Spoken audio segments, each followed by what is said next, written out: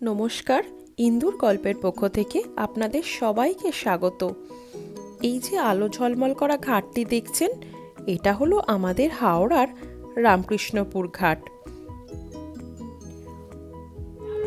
রোজ সন্ধেবেলা মা গঙ্গার উদ্দেশ্যে এখানে গঙ্গা আরতি হয়। দূর দূরান্ত থেকে বহু মানুষের ভিড় হয় তখন।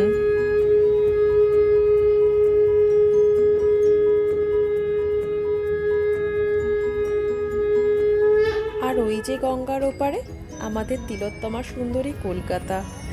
কি অপূর্ব লাগছে, তাই না? শঙ্খধ্বনি দিয়ে শুরু হলো গঙ্গা আরতি।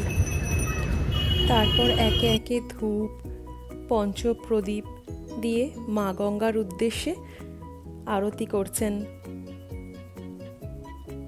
আগে কখনো দেখার সুযোগ হয়ে ওঠেনি আমার, আমিও এই প্রথম দেখতে গেছি।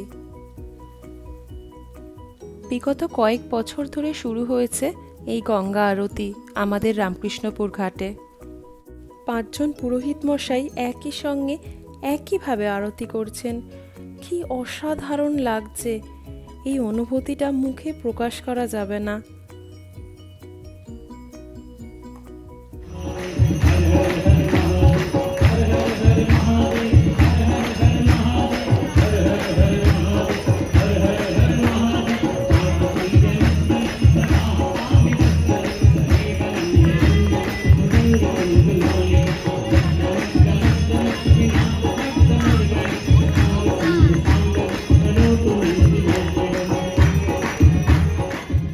একদিকে আরতি, অন্যদিকে ধর্মীয় সঙ্গীতের তালে তালে ভক্তজনের করতালি। অসাধারণ। আরতি প্রায় শেষের পথে এসে পৌঁছাচ্ছে। এবার আমরা বাড়ির উদ্দেশ্যে রওনা দেব। বাড়ি ফেরার পর মনে হলো আজকে ডিনারে একটু এগ রোল বানাই।